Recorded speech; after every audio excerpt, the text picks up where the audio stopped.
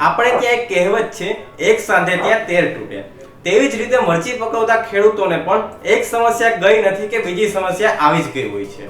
અત્યારે વાત કરીએ તો ખેડૂતો માટે બ્લેક થ્રિપ્સ મોટો દુશ્મન છે, જે શરૂઆતમાં ફૂલ ઉપર આવે છે અને ત્યાંથી રસ ચૂસવાનું શરૂ કરે છે, જેના લીધે ફૂલ સુકાઈ જાય છે અને ફૂલમાંથી ફળ બંધાતું નથી. ત્યારબાદ તેનો વધુ એટેક આવે તો પાન અને મરચા ઉપર પણ ફેલાય છે અને ત્યાંથી રસ ચૂસવાનું શરૂ કરે છે, જેના હિસાબે મરચા ઉપર ઘસરકા પણ પાડે છે અને ઉત્પાદન ઉપર માઠી અસર પડી શકે છે. તેના કંટ્રોલ માટે આપણે ઘણી બધી જંતુનાશક દવાઓનો ઉપયોગ કરીએ છીએ, પરંતુ યોગ્ય રિઝલ્ટ મળતા નથી. તેનું એક કારણ એ પણ હોઈ શકે છે કે આપણે ઉપરથી દવાનો છંટકાવ કરીએ છીએ.